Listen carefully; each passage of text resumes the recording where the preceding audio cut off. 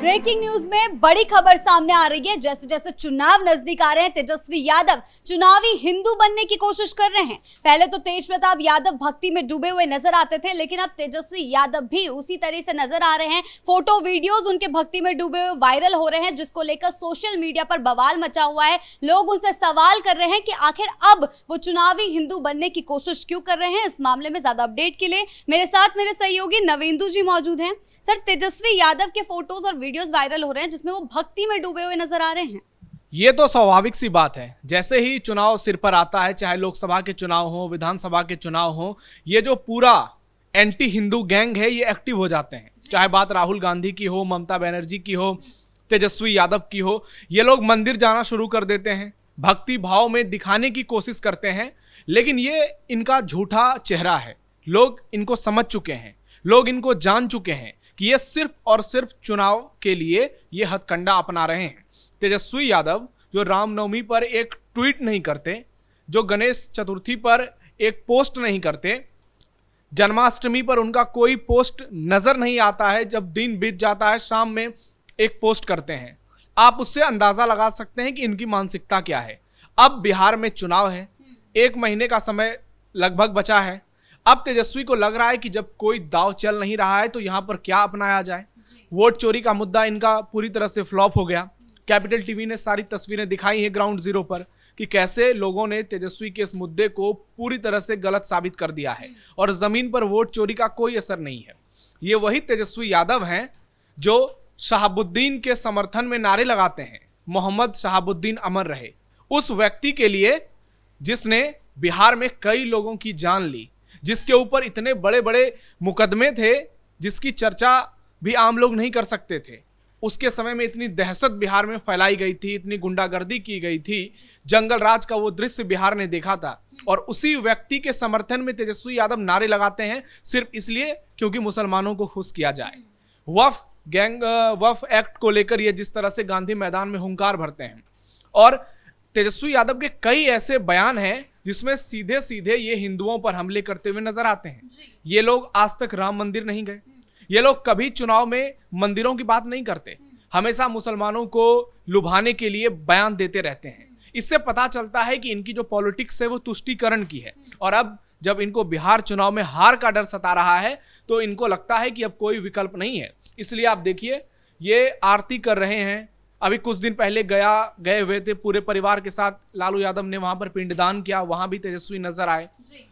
बिहार के मंत्री हैं नीतीश मिश्रा, जीवेश मिश्रा, उन पर ये बयान देते हैं जातिवाद शब्द का इस्तेमाल करके। इनको लगता है कि चुनाव में यादव जाति के अलावा भी दूसरी जाति इनके साथ आ जाएगी अगर ये हिंदुत्व की बात करेंगे। ट्वीट्स की बात करें तो जब भी मुसलमानों का कोई भी त्योहार होता है तो उसमें ट्वीट सबसे पहले लालू यादव हो या तेजस्वी यादव हो, दोनों के सामने आ जाता है। लेकिन हिंदू पर्व त्योहारों पर अब ऐसे फोटो डाल रहे हैं, कभी ट्वीट इनका इतनी जल्दी सामने नहीं आता है। वही तो जनता समझ चुकी है कि जब ईद हो, बकरीद हो, मुस्लिमों का कोई भी त्योहार हो तो तेजस्वी यादव हो, अखिलेश यादव हो, ममता बनर्जी हो, ना सिर्फ इनका ट्वीट आता है बल्कि ये डंके की चोट पर हिंदुओं से लोहा लेने के लिए सामने खड़े हो जाते हैं। आपने देखा होगा कि हिंदुओं के पर्व त्योहारों पर किस तरह से पत्थरबाजी होती है, किस तरह से उस समय दंगे भड़काए जाते हैं, कैसे माहौल खराब किया जाता है, अराजकता फैलाई जाती है। तब ये लोग चुप हो जाते हैं, चुप्पी साध लेते हैं, एकदम मौनी बाबा बन जाते हैं। तब इनको नहीं लगता है कि ये हिंदुओं के लिए कुछ ऐसा बयान दे ताकि हिंदू समाज को लगे कि हाँ, कम से कम ये लोग ऐसे नेता हैं जो सच को सच कहते हैं। लेकिन अगर कहीं आरोपी गलती से हिंदू निकला तो उसके बाद ये लोग किस तरह से बवाल मचाते हैं ये पूरा देश देखता है। तेजस्वी यादव के अलावा आपने तेज प्रताप यादव की बात की, तो तेज प्रताप यादव का तो स्वभाव ही वही है, वो शुरू से ही भक्ति में नजर आते हैं। आपने देखा होगा उनकी तस्वीरें जो वृंदावन की वायरल हुई थी, वो अक्सर अपने घर में पूजा पाठ करते हुए फोटो पिक्चर डालते रहते हैं। और उन्होंने कभी सनातन विरोधी बयान नहीं दिया है, उन्होंने कभी एक धर्म को खुश करने वाला बयान नहीं दिया है, तुष्टीकरण की सियासत नहीं की है। हालांकि जब वो आरजेडी में थे तब तो वो स्वाभाविक सी बात है कि उनको बोलना पड़ता था, लेकिन तेज प्रताप यादव मुख्य तौर पर कभी हिंदू विरोधी बातें नहीं करते हैं और वो उनके स्वभाव में है। जबकि तेजस्वी यादव हो, लालू यादव हो, इनकी पूरी पॉलिटिक्स ही सिर्फ और सिर्फ हिंदुओं के विरोध पर टिकी हुई है, क्योंकि राहुल गांधी की संगति में ये लोग रहते हैं।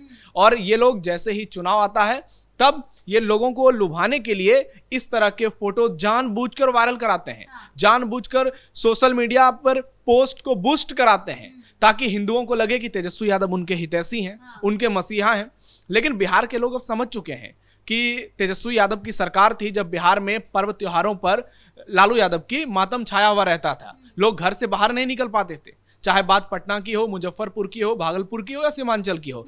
हिंदू हैं, अपने घर से बाहर नहीं निकल पाते थे, डर के साए में उन्हें पर्व त्योहार मनाने पड़ते थे। अब वो दौर चला गया, अब नीतीश कुमार के दौर में सुशासन का समय है। जी, हमेशा बात करें तो आरजेडी के मुंह पे MY समीकरण की बातें रहती है, लेकिन चुनाव नजदीक आ रहे हैं इसलिए ये चुनावी हिंदू बनने की कोशिश कर रहे हैं। वहीं एनडीए की बात करें तो वो भी MMM के फैक्टर पर काम कर रही है। आपने कहा MY की बात करते हैं, लेकिन ये ज्यादातर M की ही बात करते हैं। Y की बात तो इन्होंने कभी की ही नहीं, क्योंकि इनके परिवार के अलावा आरजेडी में और कौन सा ऐसा बड़ा यादव नेता है जो तेजस्वी यादव को कभी रिप्लेस कर सकता है। और यही आरोप बीजेपी भी लगाती है, प्रशांत किशोर भी लगा रहे हैं।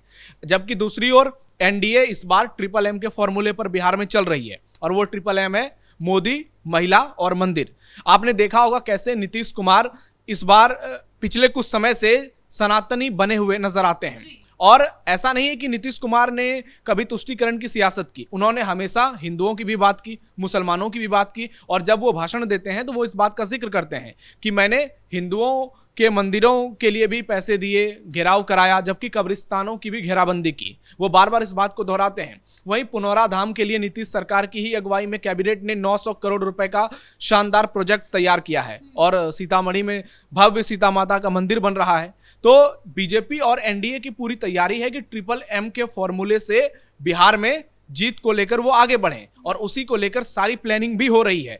क्योंकि राम मंदिर का मुद्दा लोकसभा चुनाव में बिहार में गूंजा है और एनडीए 30 सीटें बिहार में जीता है। तो ऐसे में बिहार में अगर भगवान श्री राम के मंदिर का मुद्दा गूंजा है तो माता जानकी के मंदिर का भी मुद्दा गूंजेगा। और पुनौरा धाम में जो भव्य माता सीता का मंदिर बन रहा है उसका असर बिहार चुनाव में देखने को मिलेगा। हम उस इलाके में गए थे, दरभंगा मधुबनी के आसपास, तो वहाँ लोग कह रहे हैं कि ये हमारे लिए बड़ी बात है, क्योंकि राजद की सरकार कभी ऐसा सोच नहीं सकती है। वो मस्जिद, मकबरे, मजार की बात कर सकती है, लेकिन एनडीए की सरकार ही है, वो बीजेपी की सरकार है जो कि मंदिरों की बात कर सकती है। और वो मंदिर ऐसे इलाके में बन रहा है कि उस पूरे इलाके का उत्थान हो सकता है। तो अब जब चुनाव सिर पर है, तेजस्वी यादव के दाव पेच बिल्कुल भी चलने वाले नहीं हैं। वो कितनी भी कोशिश कर लें, लोग उनकी असलियत को जानते हैं। इसलिए इस तरह से ये जो फोटो पिक्चर वायरल करते हैं, आपने देखा होगा कि ये वही व्यक्ति हैं जो कि नवरात्रि के से पहले मछली खाते थे मुकेश सहनी के साथ, और वो जब वीडियो वायरल हुआ था तो कितना बवाल मचा था।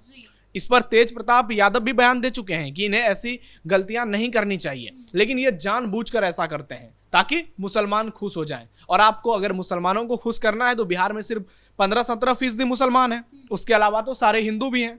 और यादव जाति धीरे धीरे इनसे छिटक रही है, क्योंकि उनको लग रहा है कि ये लोग सिर्फ और सिर्फ अपने परिवार को आगे बढ़ा रहे हैं।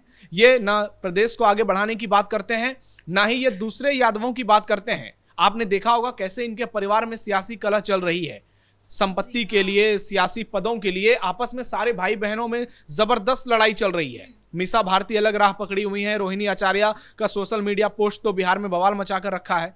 उसके अलावा तेज प्रताप तो घर और पार्टी दोनों से बाहर निकल चुके हैं। तो लालू यादव के सारे बेटे बेटियां जो हैं वो पूरी तरह से अलग हो चुके हैं। और अगर कुछ तस्वीर भी आती है तो वो सिर्फ और सिर्फ पॉलिटिकल बैलेंस करने के लिए आती है। और इसका असर सीधे सीधे महागठबंधन के आगे की रणनीति पर भी पड़ता हुआ दिखाई दे रहा है। महागठबंधन की रणनीति तो वही है, हिंदुओं के खिलाफ पॉलिटिक्स की। राहुल गांधी भी आए थे तो वो बीच में सीतामढ़ी मंदिर गए थे, हालांकि वो पुनौरा धाम नहीं गए, उसके बगल वाले मंदिर में गए थे। क्योंकि राहुल गांधी, अगर उनके पिछले कुछ सालों के पॉलिटिक्स को आपने देखा है तो आपने देखा होगा कि किस तरह से चुनाव आता है वो भी मंदिर मंदिर घूमने लगते हैं। और सबसे ज्यादा ये तब नजर आया था जब गुजरात में चुनाव हुए थे। उसके बाद जहां जहां चुनाव होते हैं राहुल गांधी भी मंदिर में जाते हैं, कभी कुर्ते के ऊपर जनेऊ पहन लेते हैं, कभी उल्टे तरीके से बैठ जाते हैं, खुद ही ट्रोल हो जाते हैं, उनके वीडियोस वायरल हो जाते हैं। तो राहुल गांधी को तो कुछ पता ही नहीं है, लेकिन तेजस्वी यादव तो हिंदू परिवेश में पले बड़े हैं। लेकिन जिस तरह से ये बयान देते हैं, जिस तरह से ये सियासी मैसेज देने की कोशिश करते हैं, उससे लोगों को साफ साफ समझ में आता है कि ये लोग तुष्टीकरण की राजनीति करते हैं और सिर्फ हिंदुओं के वोट लेने के लिए इस तरह का सियासी कार्ड चलते हैं, हिंदुओं को गुमराह करने के लिए, बेवकूफ बनाने के लिए। लेकिन अब ये सब कुछ चलने वाला नहीं है, क्योंकि लोग बहुत समझदार हैं, सबके पास मोबाइल है, सब टीवी देखते हैं, सब इस डिजिटलाइजेशन वाले दुनिया से रूबरू हुए हैं। तो ऐसे में इनको बेवकूफ बनाना इन नेताओं के लिए बहुत मुश्किल है और ये इस चुनाव में भी देखने को नहीं मिलेगा। जी, प्रशांत किशोर ने भी तेजस्वी यादव पर कई सवाल उठाए हैं। हाँ, प्रशांत किशोर ने बहुत बड़ा बयान दिया है और उन्होंने आरजेडी पर सवाल खड़े किए हैं। उन्होंने आरजेडी के 2 बड़े नेताओं का जिक्र किया, अली अशरफ फातमी और अब्दुल बारिश सिद्दीकी, और उनसे पूछा कि आप लालू यादव से क्यों नहीं कहते कि 40 मुसलमानों को टिकट दो। अगर वो ऐसा नहीं करते हैं तो आपके पास दूसरे रास्ते भी खुले हैं। और इस बयान ने बिहार की सियासत में बवाल मचा दिया है। और ये बयान तब आया है जब चुनाव सिर पर है और कई नेताओं के टिकट कटने वाले हैं, और दूसरी ओर पीके जो हैं वो कह रहे हैं कि हम ज्यादा से ज्यादा मुसलमानों को टिकट देंगे। 40 से 50 मुसलमानों को टिकट देने की बात हो रही है। कुछ दिनों पहले उन्होंने कहा था कि आरजेडी को हम समर्थन करेंगे, अगर हमारे खिलाफ वो मुसलमान कैंडिडेट नहीं उतारते हैं तो हम भी उनके खिलाफ नहीं उतारेंगे। लेकिन ये होता हुआ नजर नहीं आता है, क्योंकि लालू तेजस्वी की पूरी पॉलिटिक्स मुसलमानों के इर्द गिर्द ही घूमती है। और पीके के इस बयान ने बिहार में एक नया बवाल खड़ा कर दिया है, जिसका असर हम आपको अगले वीडियो में बताएंगे। जी, बहुत बहुत धन्यवाद आपका इन तमाम जानकारियों के लिए। तो जिस तरीके से तेजस्वी यादव चारों तरफ से घिरे हुए हैं, महागठबंधन के लिए वो मुश्किलें बढ़ा रहे हैं, क्योंकि चुनावी हिंदू बनने का एक दाव उनके द्वारा चला गया है, जो कि फेल होता हुआ नजर आ रहा है। आगे चलकर इस पर और क्या क्या प्रतिक्रियाएं सामने आती है, इस पर हमारी नजर जो है बनी रहेगी। ब्रेकिंग न्यूज में फिलहाल इतना ही। कैमरा पर्सन राजकुमार के साथ मैं शिवानी रतूड़ी, कैपिटल टीवी बिहार।